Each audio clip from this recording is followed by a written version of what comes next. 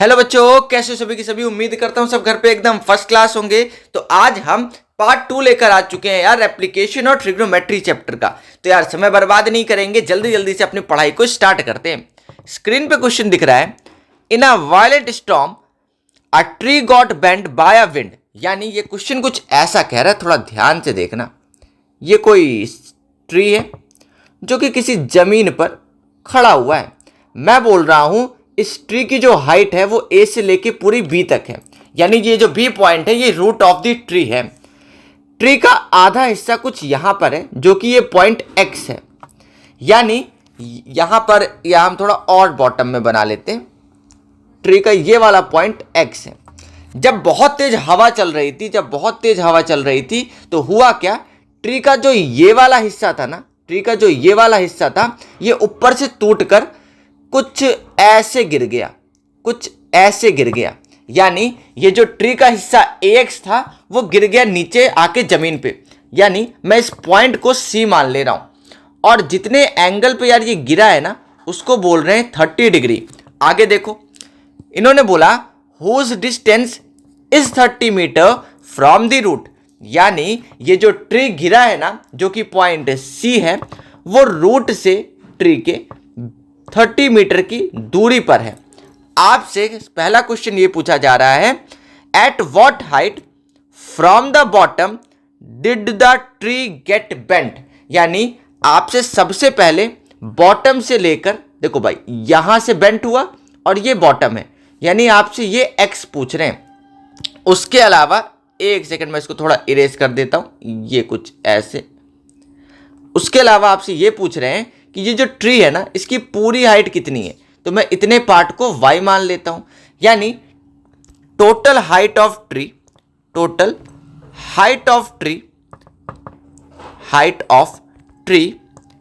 तो यार x plus Y होगा, ये तो आपको पता है। अच्छा ये बताओ, अगर ट्री का टूटने वाला हिस्सा y है तो ये तो वही पार्ट है ना जो बेंट होकर जमीन पे आके गिर गया। यानी ये वही y है जो ऊपर लटका हुआ था। यानी दोनों y इक्वल होंगे, ये कहना चाहते हैं, क्योंकि यार ये y हिस्सा ही तो नीचे आके गिरा है। अच्छा अब काम खत्म। यहां पर ये 90 डिग्री क्योंकि राइट एंगल ट्रायंगल है। ये बताऊं, सबसे पहले आप ये वाला x निकालोगे, फिर आप ये वाला y निकालोगे, क्योंकि यहां वाले y पर तो आप पहुंच ही नहीं सकते हो ना। तो हम इस ट्रायंगल वाले मेथड से यानी ट्रिग्नोमेट्रिक फंक्शन के मेथड से x और y निकालेंगे।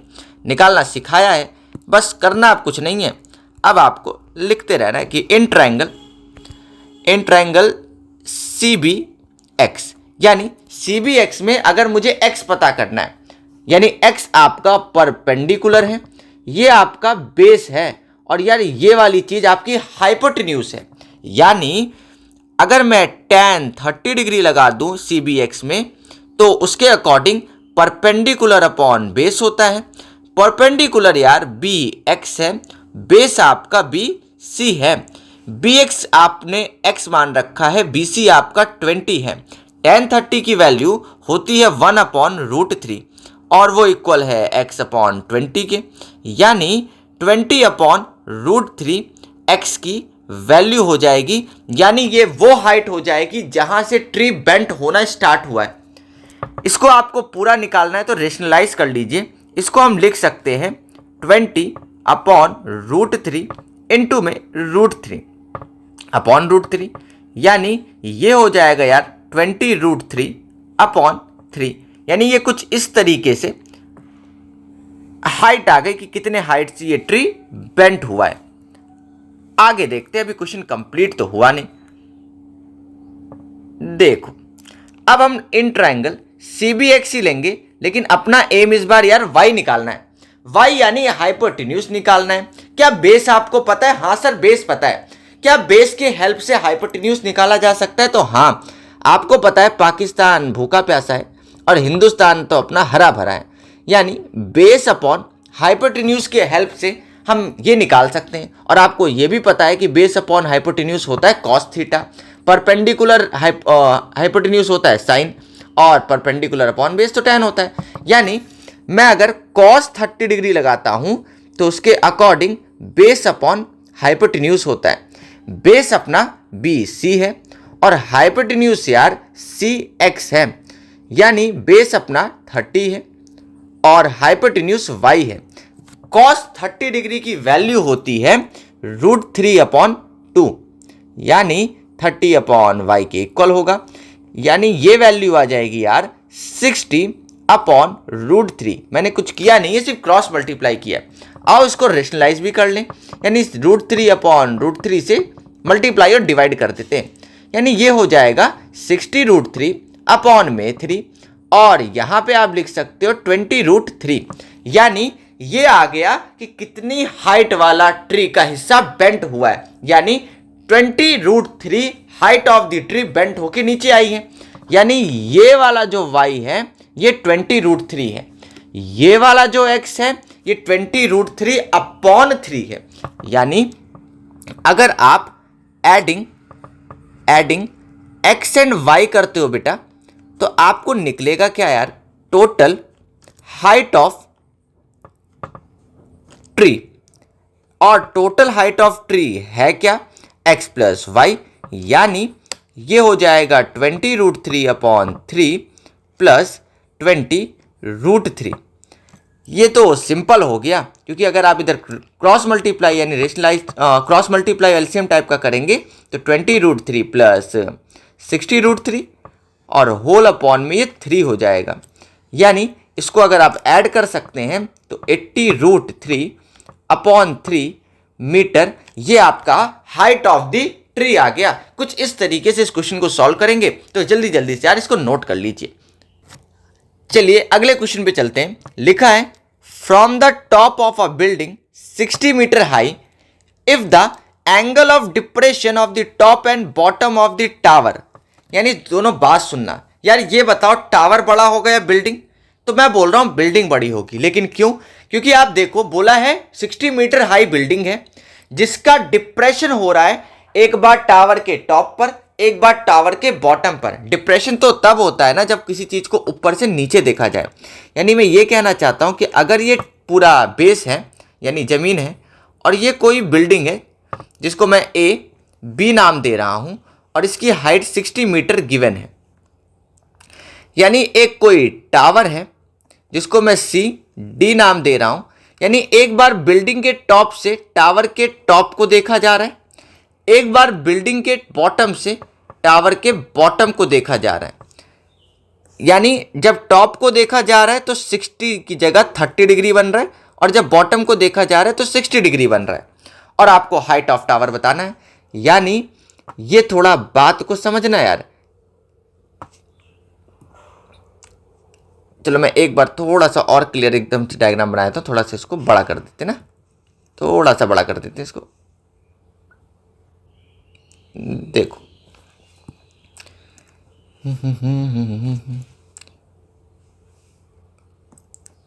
ये ए पॉइंट है, यानी एक बार टावर के टॉप को देख रहा है, यानी ये देखने वाली लाइन हो गई।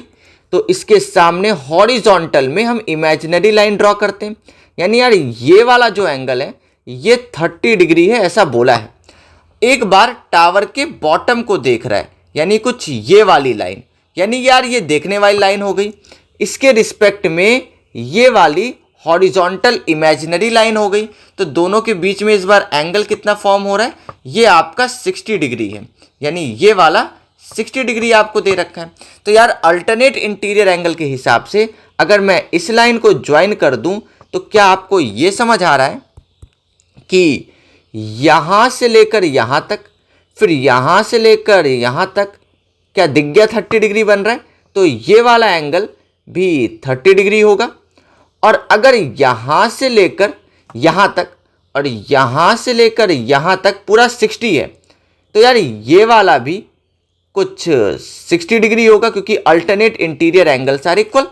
अब तो काम खत्म हो गया, मैं इस अननोन पॉइंट को ई मान लेता हूं।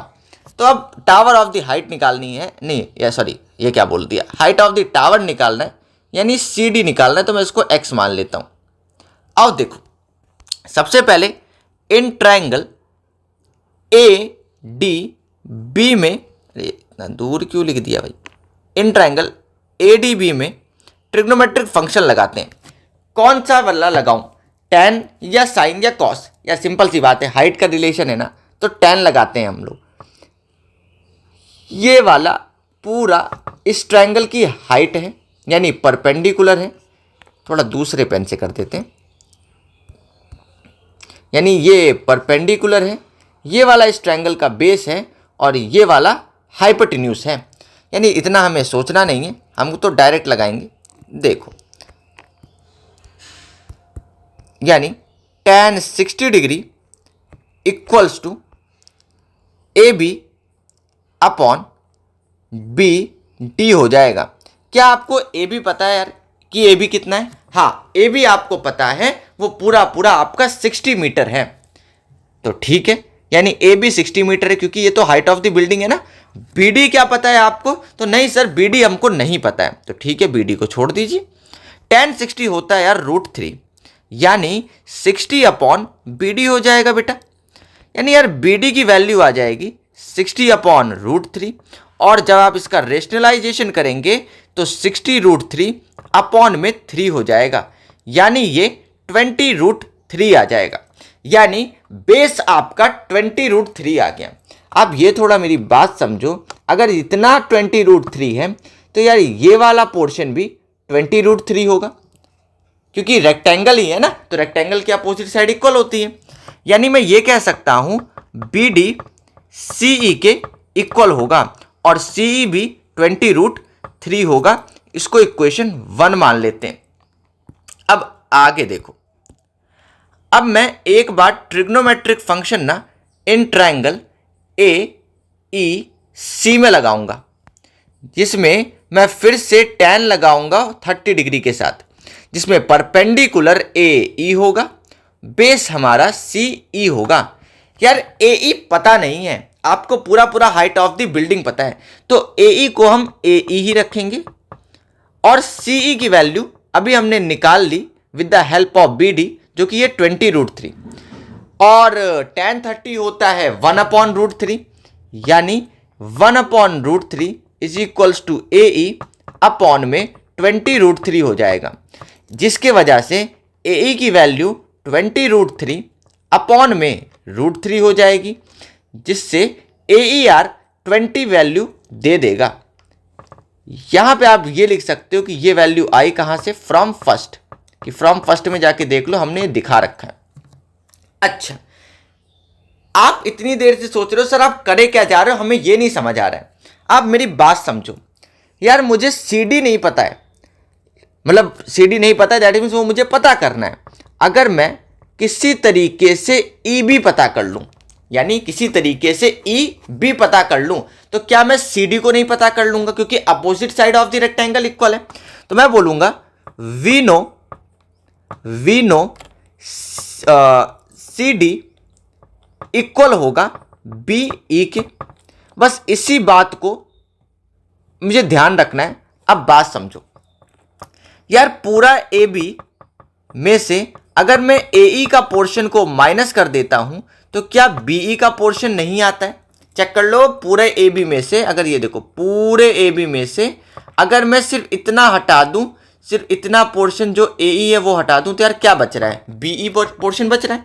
यानी ए बी हमारा 60 है, ए ई आप 20 निकाले हो, यहां देखो 20 आप निकाल रखे हो, यानी बी ई की वैल्यू कुछ 60 मीटर से घटकर 40 मीटर हो जाएगी। यानी अगर बी ई 40 है तो बी ई तो सी डी के इक्वल है, यानी height of the tower 40 metre आ गया, और ये हमारा आंसर है। यानी दोनों ट्रायंगल में ट्रिग्नोमेट्रिक फंक्शन लगाना था। फिर आपकी अप्रोच ये थी कि किसी तरीके से यार बी ई पता चल जाए तो उसकी हेल्प से मैं सी डी पता कर सकता हूं। तो यार फटाफट से इसको नोट कर लीजिए। चलिए स्क्रीन पे आपको अगला क्वेश्चन दिख रहा है, लिखा है यार, ये बहुत सिंपल सा है। A tower A B 20 metre है, बी सी उसकी शेडो है जो कि ग्राउंड पे पड़ रही है, जो कि 20 √3 मीटर लॉन्ग है। मैं समझाता हूँ ये कहना क्या चाहते हैं। ये कहना चाहते हैं यार, ये वाला एक टावर है, ये पूरा टावर है जो कि 20 मीटर है, इसकी हाइट दे रखी है। आपको ये बोल रहे हैं ये जो बी सी है ना, ये टावर की शेडो है, यानी ये 20 √3 मीटर लॉन्ग है। यहां पे कोई सन होगा जिसके वजह से ये शेडो बन रही होगी। आपसे ये पूछ रहे हैं सन कितनी एल्टीट्यूड पे होगा, यानी पता है आपसे ये पूछा जा रहा है कि यहां पर, भाई यहां से ही तो आप सन को देख रहे हो, सन को आप कहां से देखोगे, नीचे से ऊपर की तरफ ही तो देखोगे। यानी आपसे ये पूछ रहे हैं कि ये वाला सन को देखने का एंगल कितना होगा। यार ये बताओ, आपको परपेंडिकुलर पता है, आपको बेस भी पता है, तो परपेंडिकुलर बेस माना tan, यानी tan 30 नहीं, tan 60 नहीं, आपको नहीं पता tan कितना है, यानी आप बोलोगे tan थीटा, यानी अगर आप इस एंगल को थीटा मानते हो तो tan थीटा के अकॉर्डिंग परपेंडिकुलर अपॉन बेस होता है, जिसमें परपेंडिकुलर ए बी है, बेस भाई हमारा 20 है, यानी ए बी आपका 20 है, बेस 20√3 है। क्या दिमाग में चमका, ये 1/√3 हो जाएगा। इसका मतलब tan थीटा की वैल्यू 1/√3 हो जाएगी। यानी मैं ये कहना चाहता हूं कि tan थीटा √3 होता कब, 1/√3 होता कब है, जब tan 30 डिग्री होता है। यानी ये tan से tan हट जाएगा और थीटा की वैल्यू 30 डिग्री आ जाएगी। यही आपका आंसर होगा, फटाफट से नोट कर लीजिए। चलिए बेटा अगले क्वेश्चन पे आ जाते हैं। लिखा है the angle of elevation of an aeroplane from a point on the ground is 60 degree. यानी एक एरोप्लेन हवा में उड़ रहा है और ग्राउंड से उसको देखने का एंगल 60 डिग्री है। After a flight of 30 second, यानी 30 सेकेंड के बाद, यानी जब उसने 30 सेकेंड और उड़ लिया तो जो एंगल ऑफ एलिवेशन है वो 30 डिग्री हो गया, यानी प्लेन हमारी आंखों से थोड़ा दूर चला गया। ये कुछ ऐसा कहना चाहते हैं कि एक बॉटम सरफेस है, कुछ ऐसे, यहां पर सपोज यहां पर ये कोई प्लेन ए फ्लाइट कर रहा था, जिसको कोई व्यक्ति यहां से खड़े होकर इस पॉइंट बी से खड़े होकर ऑब्जर्व कर रहा था। यानी ये प्लेन को देखने की लाइन हो गई। और प्लेन कितनी हाइट पे उड़ रहा था आपको ये भी अभी नहीं पता है, बाद में देखते हैं, क्या पता हो। यानी आपसे ये बोल रहे हैं जब पॉइंट बी से प्लेन ए को देखा जा रहा था तो एंगल कुछ 60 डिग्री था, लेकिन जैसे ही 30 सेकंड हो गए तो प्लेन कुछ आगे निकल गया। यानी प्लेन की जो अब पोजीशन है वो अब पॉइंट एक्स पे हो गई है।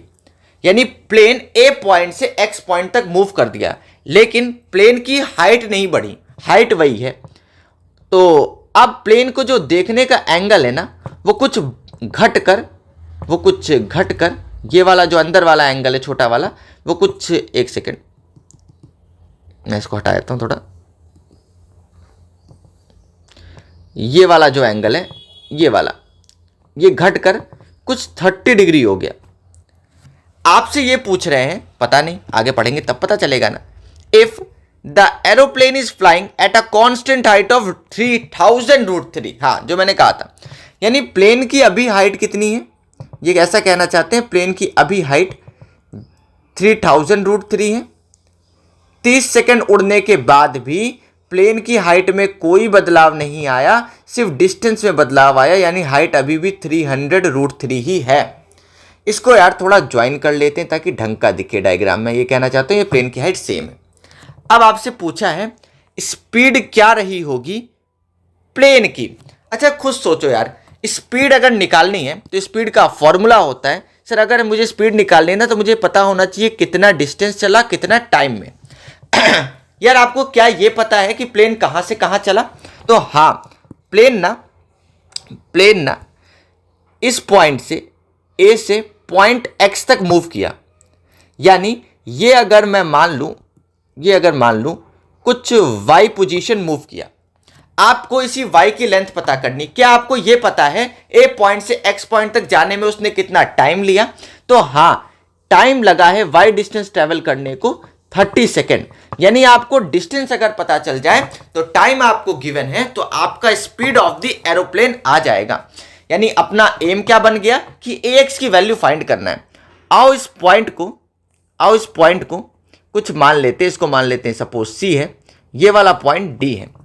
चलो अब क्वेश्चन को थोड़ा सॉल्व करते हैं। सबसे पहले मैं trigonometric function in triangle A B C में लगाऊंगा।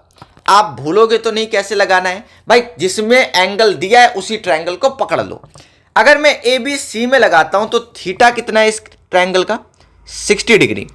यानी अगर मैं tan 60 लगाऊंगा यार, tan 60 डिग्री लगाता हूँ तो AC यानी परपेंडिकुलर BC यानी बेस हो जाएगा।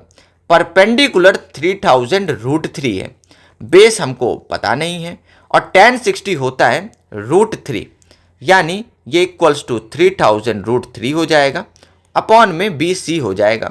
यानी अगर मैं BC को उठा के इधर करूंगा और 3000√3 अपॉन √3 लिखूंगा तो आपके दिमाग में एक संतुष्टता आ रही होगी कि सर √3 तो कट गया।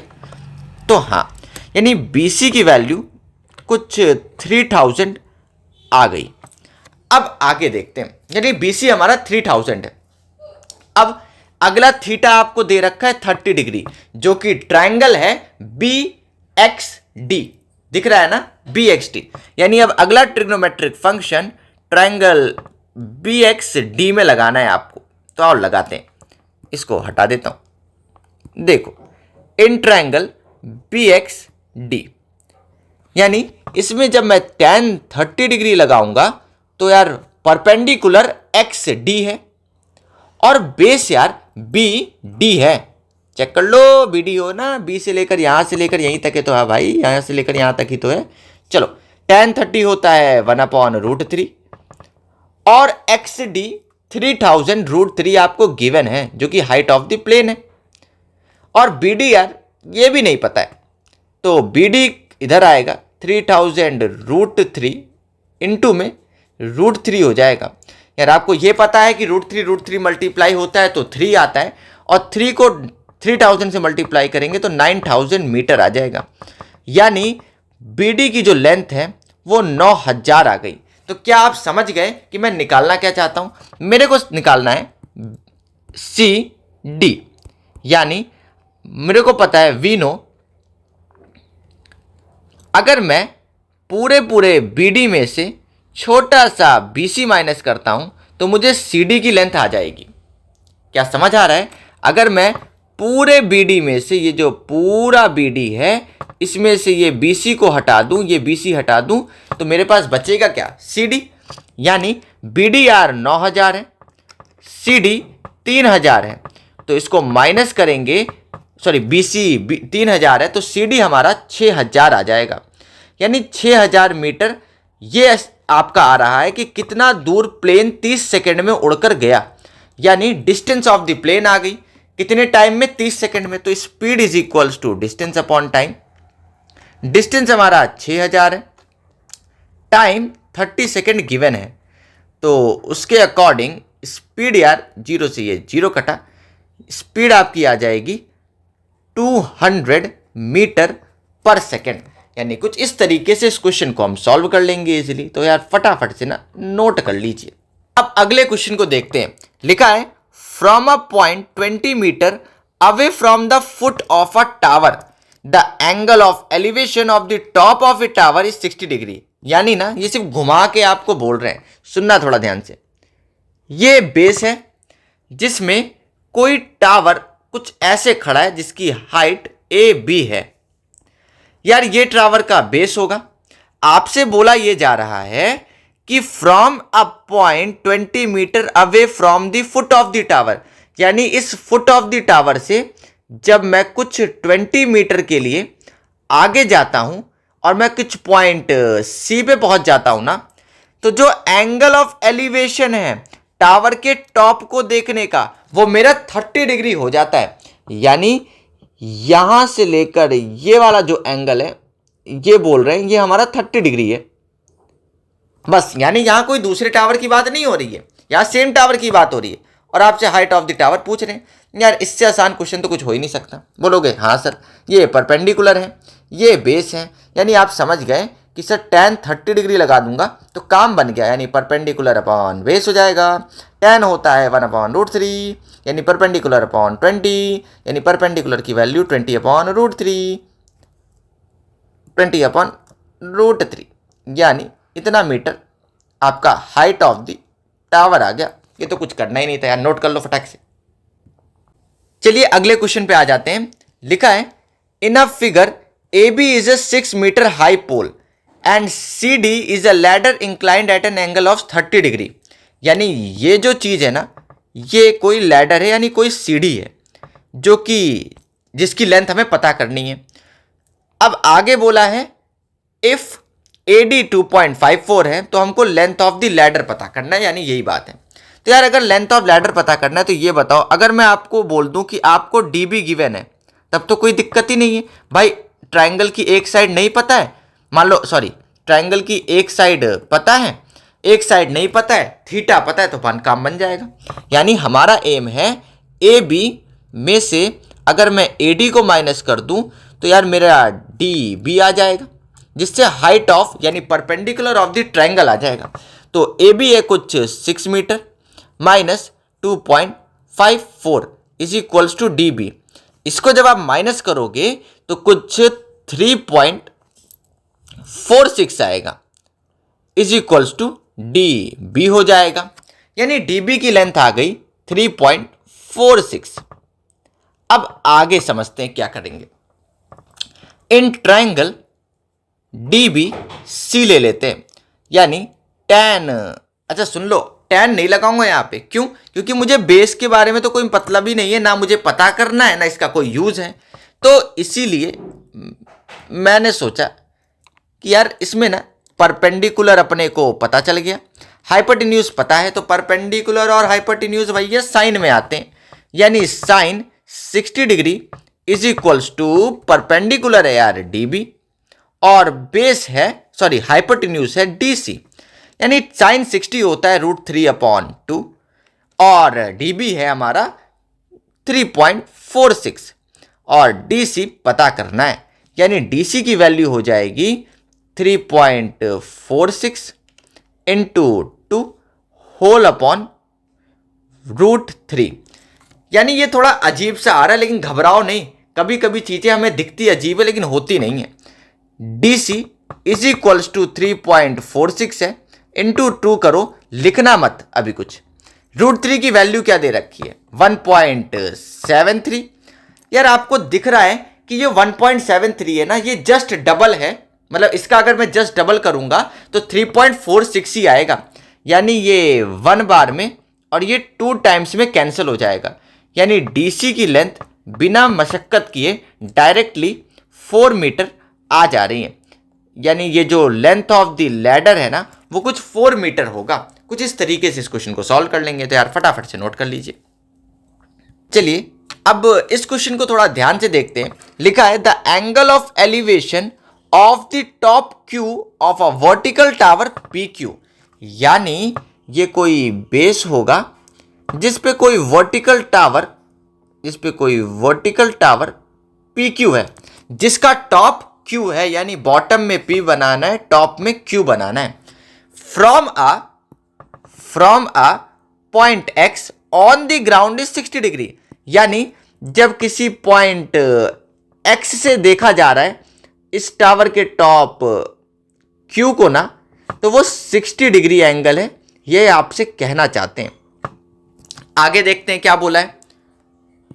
फ्रॉम अ पॉइंट Y जो कि 40 मीटर वर्टिकली अबव है, वर्टिकली अबव यानी ये कहना चाहते हैं 40 मीटर कुछ ऊंचाई पर है, यानी 40 मीटर यहां पर है और ये आपका 40 मीटर कुछ Y है, आपको ऐसा दे रखा है। अब आगे पढ़ते हैं। The angle of elevation of the top Q, यानी फिर से अब इस Y पॉइंट से हम टावर के टॉप Q को देख रहे हैं जो कि 45 डिग्री है, यानी इस पॉइंट Y से टावर के टॉप Q को जब हम देख रहे हैं तो यार ये वाली लाइन क्या हो गई देखने वाली, तो इसकी इमेजिनरी ये वाला बनाएंगे, तो यानी ये जो आपको थीटा दे रखा है ना ये 45 दे रखा है, ऐसा कह रहे हैं। अब आपको दो चीजें पता करनी है, एक टावर की हाइट पता करनी है और ये जो डिस्टेंस px है ना इसको पता करना है। तो यार इस डिस्टेंस px को मैं कुछ b मान लेता हूं, इस टावर की हाइट pq को मैं कुछ स्मॉल a मान लेता हूं और इस पॉइंट को कुछ z मान लेता हूं। चलो यानी ये वाले पॉइंट को अब ट्रिग्नोमेट्रिक फंक्शन लगाते हैं दोनों ट्रायंगल में, यानी जिसमें थीटा 60 है सबसे पहले उसमें लगाते हैं, यानी इन ट्रायंगल PQX में देखो यार, अगर मैं tan 60 डिग्री लगा दूं तो परपेंडिकुलर आपका ए है और बेस भाई बी है और दोनों ही पता नहीं है। तो यार tan 60 होता है √3, यानी b√3 परपेंडिकुलर यानी टावर की हाइट की वैल्यू आ जाएगी, यानी ये आ जाएगा b√3। चलो देखते हैं। अब दूसरे ट्रायंगल में थोड़ा ट्रिग्नोमेट्रिक फंक्शन लगाते हैं, यानी इन ट्रायंगल QYZ जिसमें थीटा 45 डिग्री है। तो यार tan 45 अगर लगाओगे तो परपेंडिकुलर इस बार QZ हो जाएगा। चेक कर लो, परपेंडिकुलर तो यही होगा, देखो इधर देखो, ये वाला परपेंडिकुलर होगा और बेस तो यार YZ होगा। अच्छा ये बताओ मैं क्या ऐसा लिख सकता हूं जो YZ है वो PX के इक्वल है और PX को हम मान रखें स्मॉल b, यानी tan 45 1 होता है, QZ पता नहीं है, PX b होता है, यानी YZ भी b हो जाएगा, यानी QZ की वैल्यू आपके स्मॉल b आ गई। कुछ इतना आ गया क्या? इतनी बात नहीं समझ आई, लेकिन आप बोलोगे ये क्या लिख दिया मैंने, एक सेकेंड, इसको थोड़ा अजीब सा दिख रहा है ना, थीटा बीटा दिख रहा है, ये b मान लेते हैं, इसको x q मान लेते हैं, यानी QZ की जो वैल्यू है वो स्मॉल b आ गई। लेकिन यार अभी भी कुछ समझ नहीं आ रहा है क्योंकि सर कुछ निकल ही नहीं रहा है, करें क्या यार। अब जब कुछ ना आए ना तो थोड़ा इसी जो दो बातें बन जाती इसी में थोड़ा ब्रेक करें यार। ए पॉइंट को मैं थोड़ा ब्रेक कर सकता हूं, यानी ये जो मैंने ए माना है मैं इसको लिख सकता हूं QZ plus PZ equals to b√3। क्या ऐसा नहीं कर सकता हूं? बिल्कुल सर कर सकते, क्योंकि QZ plus PZ is equals to b√3 है, यानी QZ की वैल्यू अपने को नहीं पता है, लेकिन ये पता है QZ हमारा और कुछ नहीं वो स्मॉल b है। PZ की वैल्यू नहीं पता है, लेकिन हमें ये पता है XY की जो डिस्टेंस है वो 40 है। अगर XY की डिस्टेंस 40 है तो सीधी सी बात है जो ZP है ना या PZ है वो भी 40 होगा, यानी ये 40 है क्योंकि opposite side of the rectangle are equal. तो b√3 ये पॉजिटिव का b है तो उधर जाके नेगेटिव हो जाएगा, यानी 40 is equals to b√3 minus का b आ जाएगा, यानी यहां से 40 is equals to b common ले लोगे तो √3 -1 हो जाएगा, यानी आपके b की जो वैल्यू है ना वो 40 अपॉन √3 माइनस का 1 आएगी। अब इसका रेशनलाइजेशन करना तो बनता है, यानी √3 + 1 होल अपॉन √3 +1। इसको अगर आप रेशनलाइज जब करेंगे तो 40 ब्रैकेट में √3 + 1 आएगा और यार नीचे ना होल स्क्वायर बनते जाएंगे, यानी √3 का स्क्वायर 3 होगा, 1 का स्क्वायर 1 होगा, 3 - 1 2 हो जाएगा, यानी 20 ब्रैकेट में √3 + 1। यार ये हमारा PX की वैल्यू आ गई, ये आपके PX की वैल्यू आ गई। लेकिन अपने को तो टावर भी चाहिए।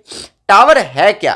टावर है A, यानी अगर मैं इसकी वैल्यू को यहां पुट कर दूं, B की वैल्यू कितनी आई 20 ब्रैकेट में √3 + 1 into √3 is equals to A। अरे भाई ये चेक कर लो, ये वाले को फर्स्ट इक्वेशन मान लें, ये वाला फर्स्ट मान लें, तो मैं ऐसा लिख सकता हूं कि फ्रॉम फर्स्ट देख लो भाई जाके, हमने कुछ ऐसा पकड़ रखा है, यानी इसका मतलब है कि 20√3 + 20, पहले इस ब्रैकेट को अंदर मल्टीप्लाई करा, फिर अब इस √3 से मल्टीप्लाई करना है, यानी जब हम मल्टीप्लाई करेंगे तो ये आ जाएगा 20√3 इंटू √3 आ जाएगा आपका 60 प्लस में 20 √3 आ जाएगा इज इक्वल्स टू A। तो बस यानी ये आपके हाइट ऑफ द टावर आ गया जिसकी लेंथ PQ है। बस यानी सबसे पहले आपको एक ट्रायंगल सेलेक्ट करना है, दूसरा करना है, फिर जब कुछ भी ना बने तो उसी में ब्रेक करके सोचना है कि क्या गिवन है, उसके अकॉर्डिंग हम क्या कर सकते हैं। तो यार जल्दी जल्दी से इसको नोट कर लीजिए। चलिए अगले क्वेश्चन को देखते हैं। लिखा है as observe from the top of a 60 metre high lighthouse, यानी ये कोई सी लेवल है जिससे 60 मीटर हाई कोई लाइट हाउस है, जिसको मैं AB मान लेता हूं।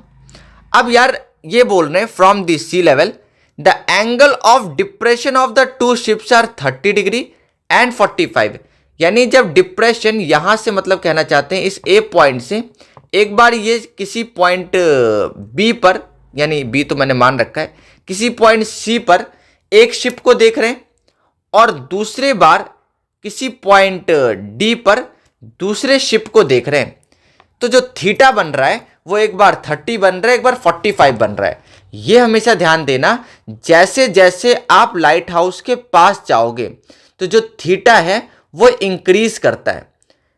यानी ये मैं कहना चाहता हूं कि ये वाला आपका बेटा 30 डिग्री हो जाएगा और ये वाला 45 डिग्री हो जाएगा। बस बात सिर्फ इतनी है। अब आगे देखिए, आपसे बोला है if one ship is exactly behind the other on the same side of the lighthouse, यानी ये मेन लाइन है। इसी के जैसा मैं एक सिमिलर क्वेश्चन कराऊंगा अगले वाले में, मतलब अभी इसी के नेक्स्ट वाले क्वेश्चन में, जिसमें जो दोनों शिप्स है वो अलग अलग डायरेक्शन में। यानी जब भी शिप वाला क्वेश्चन आएगा तो ये लाइन जरूर पढ़ना कि if one ship is exactly behind the other on the same side, यानी ये कहना चाहते हैं कि एक शिप दूसरे शिप के जस्ट बिहाइंड है, जस्ट पीछे है।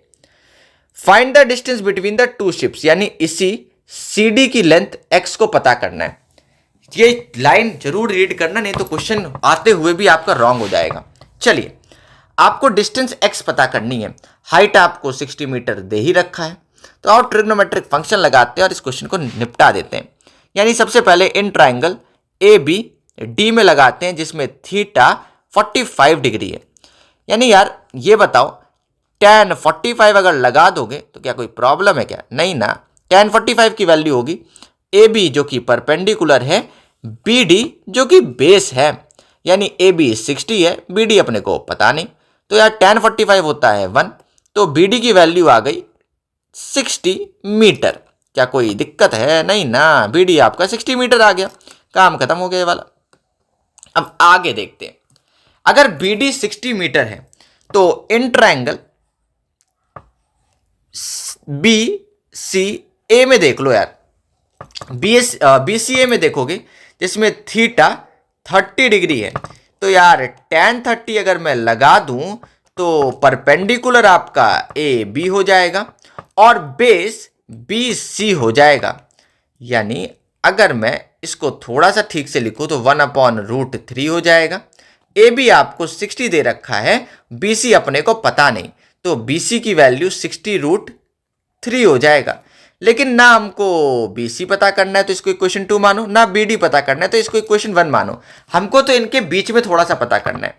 यानी मुझे ये पता करना है BC माइनस DB कितना होगा, यानी मुझे CD पता करना है। अगर मैं पूरे BC में से छोटा सा BD हटा दूं तो CD पता चल जाएगा। तो आप कुछ नहीं करना है, आपको BC आपको 60√3 है यार, DB 60 दे रखा है, यानी ये वैल्यू आ जाएगी 60 ब्रैकेट में √3 - 1 is equals to CD। Reason क्या लिखेंगे, यहाँ पे लिख देंगे अगले वाले में कि फ्रॉम फर्स्ट एंड सेकंड जाके देखिए भाई, हम वैल्यू निकाल के बैठे हैं बस। यानी ये CD is equal to 60 bracket में √3 - 1 मीटर। यानी ये आपका आ गया कि distance between the two ships कितना होगा। कुछ इस तरीके से इस क्वेश्चन को सॉल्व करेंगे। अगली स्लाइड पे चलते। देखिए मैंने बताया था ना, जो प्रीवियस वाला है उसी के जैसा है, बस थोड़ा सा ट्विस्टेड है, वही सेम चीज है। देखो लिखा है two ships are either in the sea, two ships are there in the sea on either side of a light house in such a way. बस इसी लाइन में तो काम है, इसी में तो काम है, either side of a light house. ये जो बात बोली ना यार, ये जो बात बोली either side of A light house वाली, इसी में है। यानी इस बार कुछ ऐसा फिगर है, ये आपका सी लेवल है, यहां पे कोई बीच में लाइट हाउस है।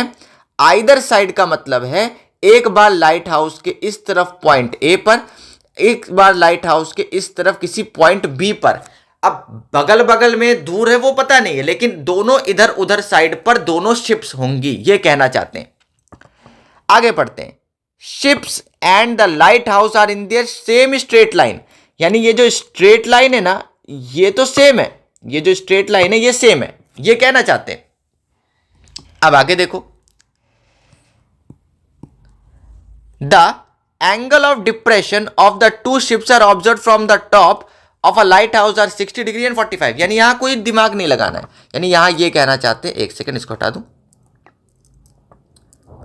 ये कहना चाहते हैं अगर मैं इस पॉइंट सी मान लूँ इसको और इसको डी मान लूँ, यानी अगर मैं सी पॉइंट से जब नीचे की तरफ किसी बी को देख रहा हूँ और एक बार सी पॉइंट से नीचे की तरफ किसी ए शिप को देख रहा हूँ, तो एक बार एंगल ऑफ डिप्रेशन, यानी ये वाली तो यार देखने की लाइन हो गई, ये इमेजिनरी लाइन होती थी ना, तो ये आपका कितना हो जाएगा, मान लो 60 हो गया, कोई इसमें रूल नहीं है, ये 60 है तो ये वाला भी 60 हो जाएगा। और उसी तरीके से अगर यहाँ से होगा तो ये आपके देखने की लाइन है, ये इमेजिनरी लाइन है, तो ये आपका 45 दे रखा है, तो यार ये वाला भी 45 होगा क्योंकि अल्टरनेट इंटीरियर एंगल्स इक्वल होते हैं। बस काम खत्म हो गया।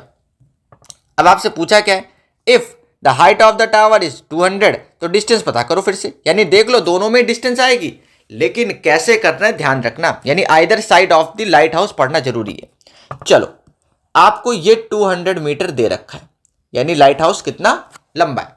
चलो इन ट्राइंगल जिसमें थीटा 60 है उसमें लगाते हैं, यानी इन triangle B D C check करते हैं, ये है सी पॉइंट, ये है ठीक है सी पॉइंट, दूसरे पेन से कर देता हूं, ये सी वाला पॉइंट, यानी BDC की अगर मैं बात करूं, BDC की बात करूं तो tan 60 अगर लगाऊंगा यार, तो इसके अकॉर्डिंग इसको मैं BD को मैं इस x मान लेता हूं और इस DA को मैं y मान लेता हूं, तो CD परपेंडिकुलर है, बेस यार x है, तो √3x, अच्छा यार तो मैं पूरा कर ही देता हूं ना, tan 60 की वैल्यू होती है √3, CD यार 200 दे रखा है, x अपने को पता नहीं, यानी x की वैल्यू कुछ 200 अपॉन में √3 हो जाएगी, इसको मान लेंगे इक्वेशन नंबर 1। अब कुछ इसी तरीके से दूसरे ट्रायंगल में भी देखते हैं, यानी इन ट्रायंगल ADC जिसमें थीटा 45 डिग्री है, यानी अगर मैं tan 45 डिग्री लगाऊंगा तो परपेंडिकुलर तो CD है लेकिन बेस इस बार y है, यानी tan 45 तो 1 होता है, तो CD आपको 200 दे रखा है, y आपको पता नहीं है, तो y की वैल्यू भी क्रॉस मल्टीप्लाई से 200 हो जाएगी, यानी यार ये y अगर आ गया 200 तो इसको मान लेते हैं इक्वेशन 2।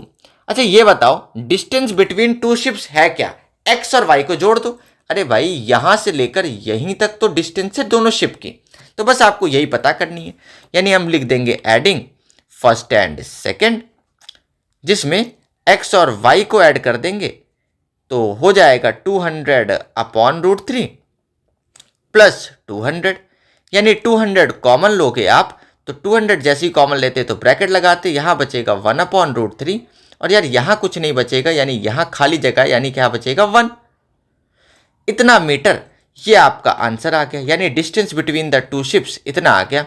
अगर आप इसमें और सिंप्लीफाई करना चाहते हो तो कर सकते हैं, बाकी कोई नीड खास है नहीं, अगर समय है एग्जाम में करने के लिए तो करना है, नहीं तो इतने पे रख के भी अगर आप चले आएंगे तो कोई दिक्कत वाली बात नहीं है।